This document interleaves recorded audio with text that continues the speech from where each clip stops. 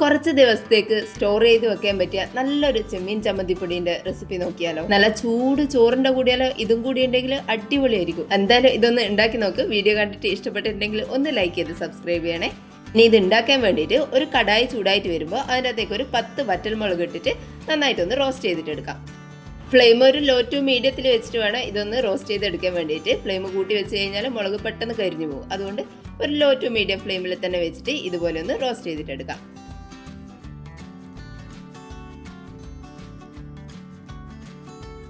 മുളകിന്റെ കളറിലും മാറി ഒരു ഡാർക്ക് ബ്രൗൺ കളർ ആകുന്ന സമയത്ത് നമുക്കിത് കോരി മാറ്റാം.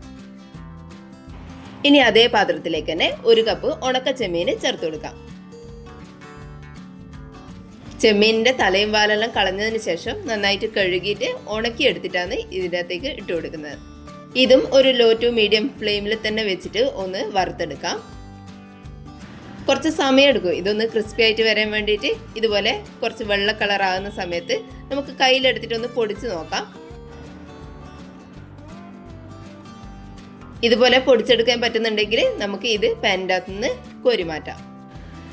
ഇനി അതേ പാത്രത്തിലേക്ക് തന്നെ 2 കപ്പ് ചിരകിയ തേങ്ങ ഇട്ട് കൊടുക്കാം. തേങ്ങ എടുക്കുന്ന സമയത്ത് അധികം പച്ച തേങ്ങ എടുക്കാണ്ട് കുറച്ച് ഉണങ്ങിയ തേങ്ങ എടുക്കുന്നതെങ്കിൽ നമുക്ക് വറുത്തെടുക്കാൻ എളുപ്പമായിരിക്കും. ഇനി അതിൻ്റെ അകത്തേക്ക് ഒരു 10 ചെറിയുള്ളി ചെറുതായിട്ട് അരിഞ്ഞിട്ട് ചേർത്ത് കൊടുക്കാം. കൂടെ തന്നെ ഒരു കഷ്ണം ഇഞ്ചി ചെറുതായിട്ട് അരിഞ്ഞിട്ട് ഇട്ട് കൊടുക്കാം. പിന്നെ കുറച്ച് കറിവേപ്പില നന്നായിട്ട് കഴുകിയിട്ട് ഇതിൻ്റെ അകത്തേക്ക് ഇട്ട് കൊടുക്കാം. പിന്നെ ഒരു നെല്ലിക്ക വലുപ്പത്തിലുള്ള പുളി അതിൻ്റെ കുരുവെല്ലാം കളഞ്ഞതിന് ശേഷം ചെറുതായിട്ട് മുറിച്ചിട്ട് ഇതിൻ്റെ അകത്തേക്ക് ഇട്ട് കൊടുക്കാം. ഇനി ഇതെല്ലാം കൂടി ഒന്ന് വറുത്തെടുക്കാം. തേങ്ങ വറുക്കുന്ന സമയത്ത് ഒരു മീഡിയം ഫ്ലെയിമിൽ വെച്ചിട്ട് വറുത്തെടുക്കാം. തേങ്ങ വറുത്തെടുക്കുന്ന സമയത്ത് ഇതിൻ്റെ അകത്തേക്ക് വെളിച്ചെണ്ണയോ ഓയിലോ ഒന്നും ചേർക്കാൻ പാടില്ല. ഇതുപോലെ ഡ്രൈ ആയിട്ട് തന്നെ വേണം ഇതൊന്ന് വറുത്തെടുക്കാൻ വേണ്ടിയിട്ട്. തേങ്ങേൻ്റെ കളറ് അധികം ഡാർക്കും ആയി പോകരുത്. എന്നാൽ തേങ്ങ നന്നായിട്ട് ഡ്രൈ ആയിട്ട് ഉണങ്ങിയിട്ട് വരികയും വേണം. ഒരു ഗോൾഡൻ കളറിനെക്കാട്ടിലെല്ലാം കുറച്ച് കൂടുതൽ ഒരു ബ്രൗൺ കളറായി വരുന്നവരെ ഇതുപോലെ റോസ്റ്റ് ചെയ്ത് കൊടുക്കാം. എന്നിട്ട് ഫ്ലെയിം ഓഫ് ചെയ്ത് കൊടുക്കാം. ഇനി ഒരു മിക്സിൻ്റെ ജാറിലേക്ക് നമ്മൾ ആദ്യം വറുത്ത് വെച്ചിട്ടുള്ള മുളക് ഇട്ട് കൊടുക്കാം. ഇനി ഇതൊന്ന് ജസ്റ്റ് ഒന്ന് ക്രഷ് ചെയ്തെടുക്കാം. ഇതുപോലെ തരിതരിയായിട്ടൊന്ന് പൊടിച്ചെടുത്താൽ മതിയാവും. ഇനി ഇത് നമ്മൾ വറുത്ത് വെച്ചിട്ടുള്ള തേങ്ങേൻ്റെ അകത്ത് ചേർത്ത് കൊടുക്കാം. ഇനി അതിൻ്റെ കൂടെ തന്നെ വറുത്ത് വെച്ചിട്ടുള്ള ചെമ്മീൻ ഇട്ട് കൊടുക്കാം. കൂടെ തന്നെ ഒരു 1/2 ടേബിൾ സ്പൂൺ ഉപ്പ് കൂടി ചേർത്ത് കൊടുക്കാം. ചെമ്മീനിൽ ഓൾറെഡി ചെറുതായിട്ട് ഉപ്പ് ഉണ്ടാവും. ഒരു 1/2 ടേബിൾ സ്പൂൺ ഉപ്പ് ചേർത്ത് കൊടുത്താൽ മതിയാവും. ഇനി ഇതെല്ലാം കൂടി നന്നായിട്ടൊന്ന് മിക്സ് ചെയ്തെടുക്കാം. ഫ്ലെയിം ഒന്നും ഓണാക്കണ്ടേ, ജസ്റ്റ് ഒന്ന് മിക്സ് ചെയ്തെടുത്താൽ മാത്രം മതിയാവും. നമ്മൾ ചേർത്ത് കൊടുത്തിട്ടുള്ള ഉപ്പും മുളകെല്ലാം എല്ലാ ഭാഗത്തും ആകുന്നവരെ ഇതുപോലെ ഒന്ന് മിക്സ് ചെയ്തെടുക്കാം. ഇനി നമ്മൾ മുളക് പൊടിച്ചെടുത്ത അതേ ജാറിലേക്ക് തന്നെ ഇതൊരു പകുതി ഇട്ട് കൊടുക്കാം. മുഴുവനായിട്ട് ഒരുമിച്ച് അടിച്ചെടുക്കണമെന്നില്ല, പകുതിയായിട്ട് അടിച്ചെടുത്താൽ മതിയാവും.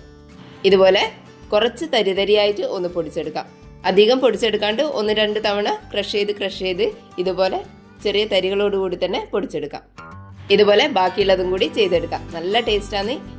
ഒരു എയർ ടൈറ്റ് ആയിട്ടുള്ള ബോട്ടിലെല്ലാം ഇട്ട് വെച്ച് കഴിഞ്ഞാൽ കുറച്ച് കാലം കേടാകാണ്ട് സൂക്ഷിച്ച് വെക്കാനും പറ്റും. ഇത് കഴിക്കുന്ന സമയത്ത് ഇതിൻ്റെ കൂടെ കുറച്ച് പച്ച വെളിച്ചെണ്ണയും കൂടി ചേർത്ത് കൊടുത്താൽ നല്ല ടേസ്റ്റി ആയിരിക്കും. എല്ലാവരും ഇതുപോലെ ഒന്ന് ഉണ്ടാക്കി നോക്കണേ. വീഡിയോ കണ്ടിട്ട് ഇഷ്ടപ്പെട്ടിട്ടുണ്ടെങ്കിൽ ഒന്ന് ലൈക്ക് ചെയ്ത് സബ്സ്ക്രൈബ് ചെയ്യണേ. താങ്ക്